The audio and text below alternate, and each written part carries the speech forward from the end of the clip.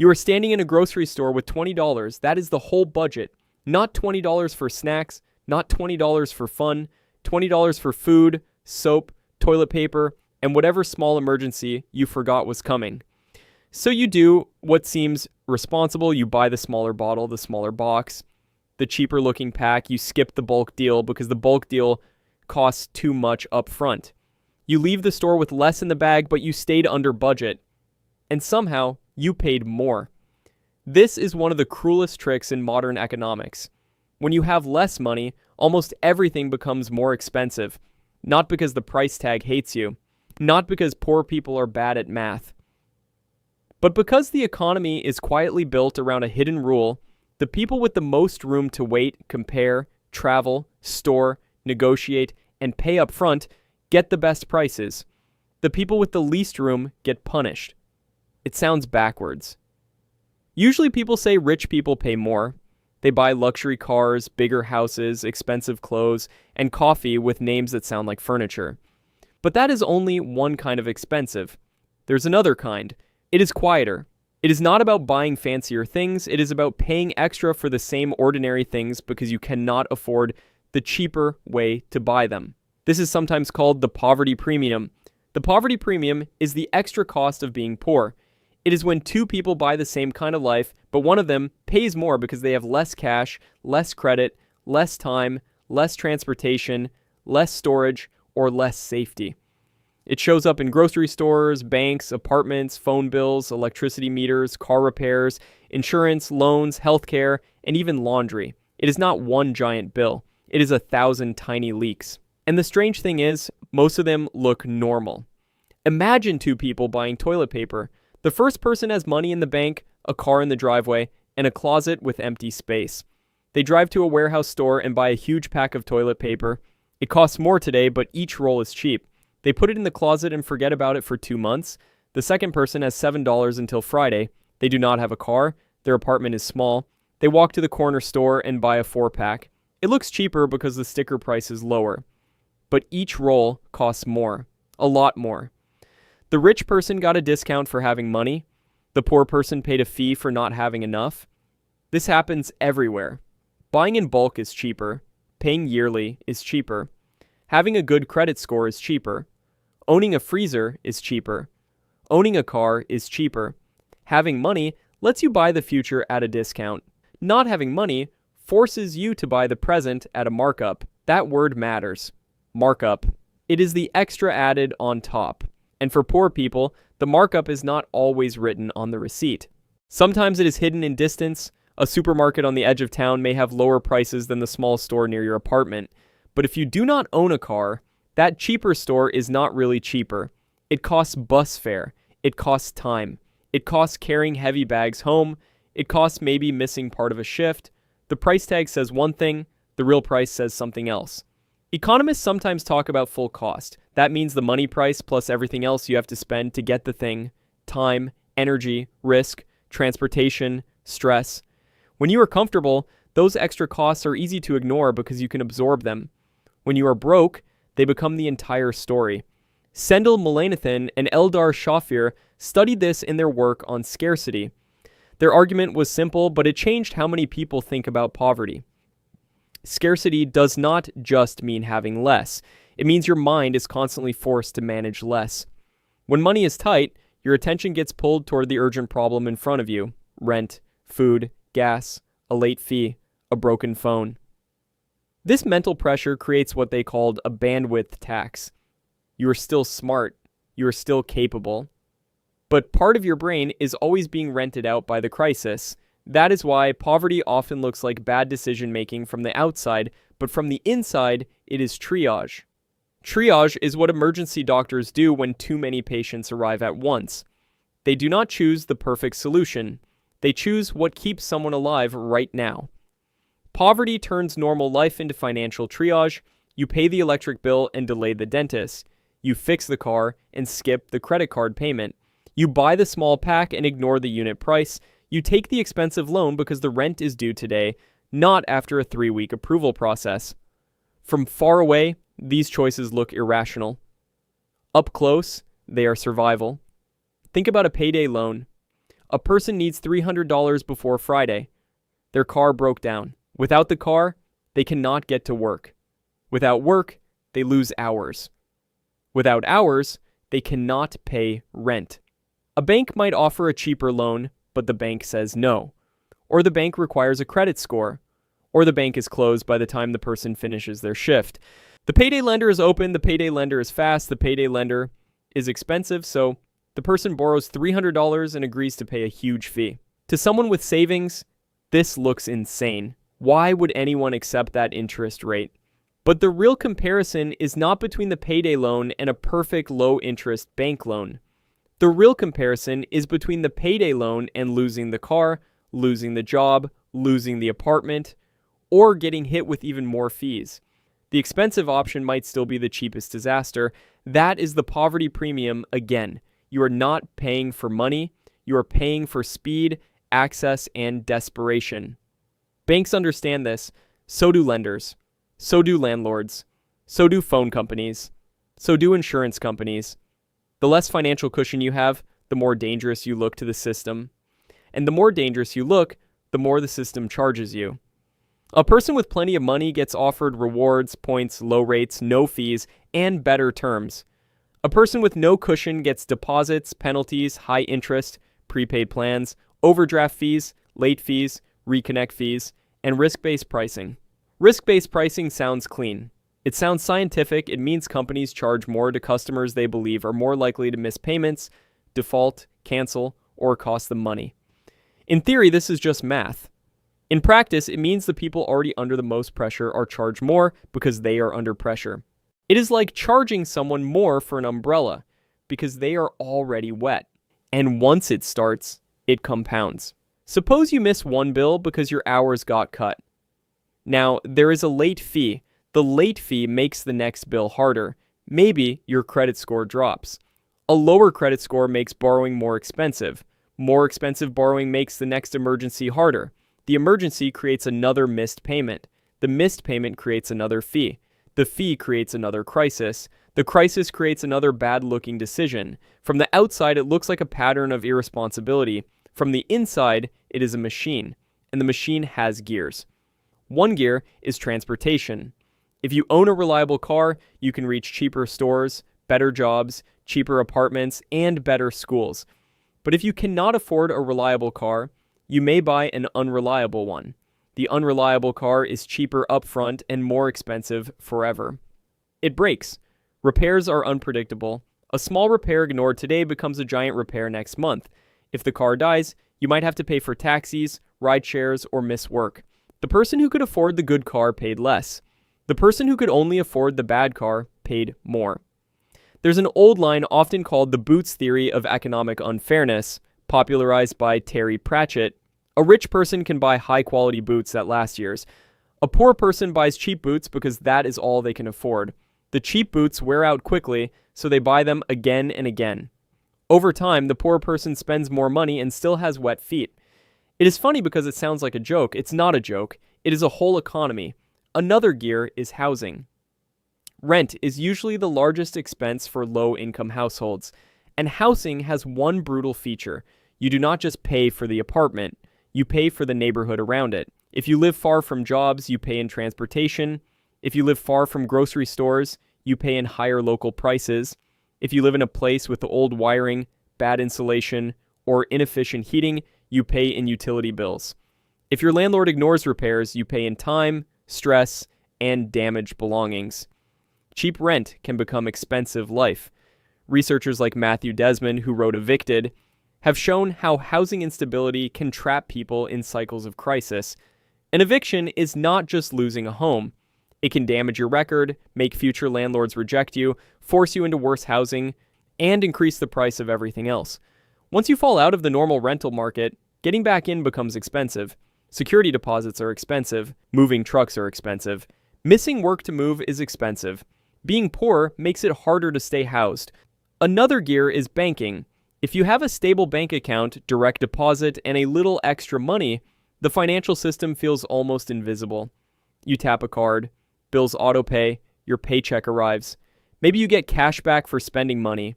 Maybe your savings account pays interest. Maybe your credit card gives you airline miles for buying groceries. Your money quietly makes your life smoother.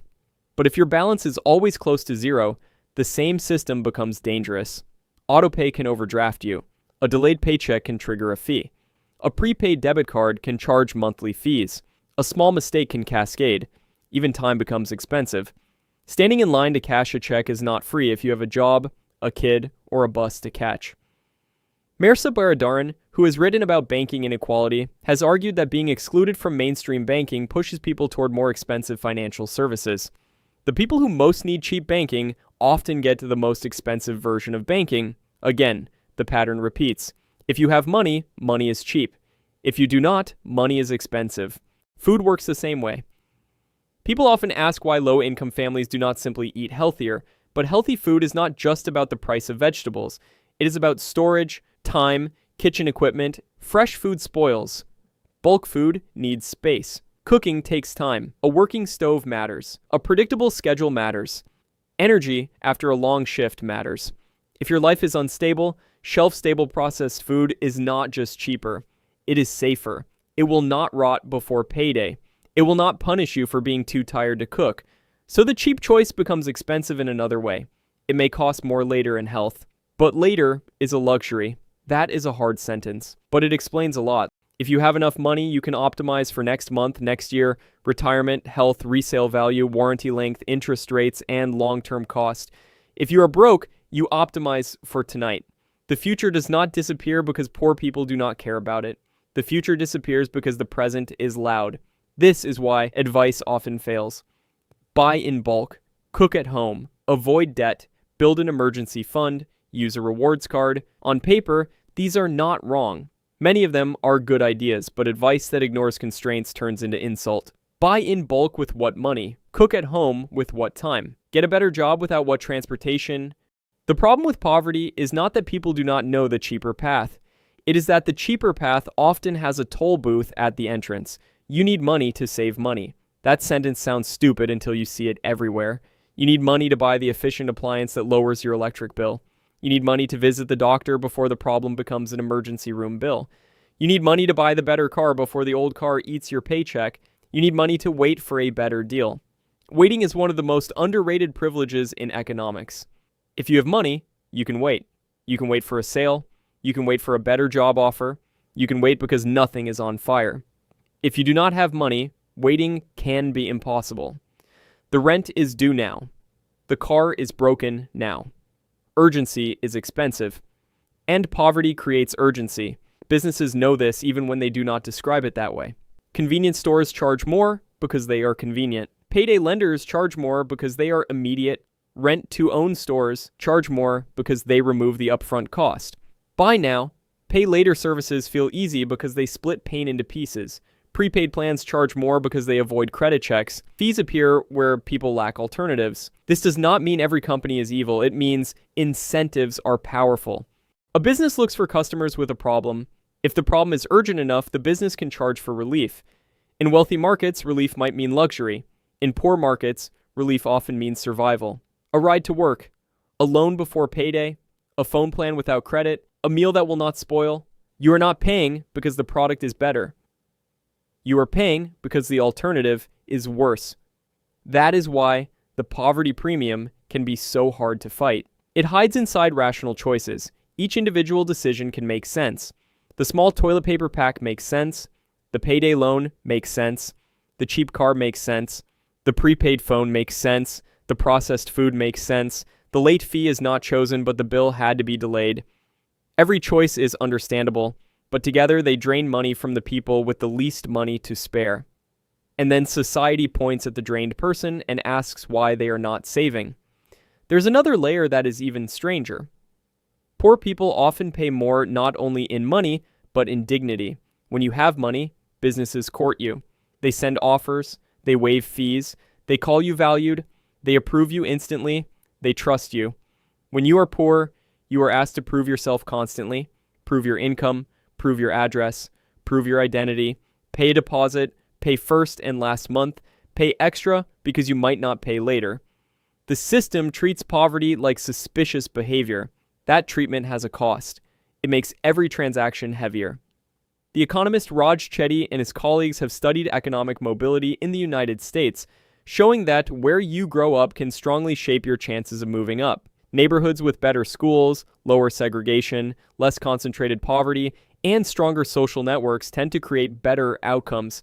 This matters because the poverty premium is not only personal, it is geographic. Some places are simply more expensive ways to be poor. A neighborhood without a bank is more expensive. A neighborhood without a supermarket is more expensive. A neighborhood with poor transit is more expensive. The price of poverty is partly built into the map. And maps are hard to escape. A person might know exactly where the better opportunities are. That does not mean they can move there. Moving requires money, paperwork, credit, deposits, transportation, time, and risk. If your current life is barely stable, one failed move can be catastrophic. So people stay in places that charge them more for having less, because the leaving is also expensive. This is why poverty is not just low income. Poverty is low options. That might be the simplest definition. Poverty is not only having less money, it is having fewer ways to turn money into safety, fewer ways to avoid fees, fewer exits, and when you have fewer exits, every door costs more. The cruelest part is that the poverty premium is often invisible to people who do not pay it. If you have never overdrafted, overdraft fees seem like avoidable mistakes. If you have never needed a payday loans seem absurd. If you have a car, expensive corner stores look like bad shopping. If you have time, fast food looks lazy. Comfort makes constraints invisible. That is why people confuse poverty with character. They see the decision, not the cage around it. A person buys a small pack instead of bulk. Bad decision. A person pays a late fee. Bad decision. A person uses a payday lender. Bad decision. A person buys cheap shoes that fall apart. Bad decision. But if you zoom out, the pattern changes. The bad decision is often just the cheapest available move inside a bad set of options. The real question is not why someone chose the expensive path. The real question is why every cheaper path required something they did not have. Cash, credit, time, transportation, storage, stability.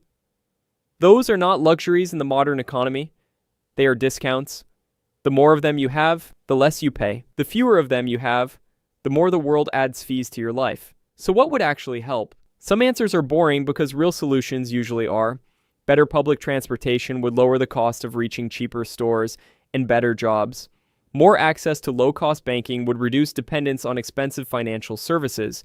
More housing supply and tenant protections could reduce the constant crisis of rent. Higher minimum wages or more stable scheduling could reduce the emergencies that trigger the most expensive choices.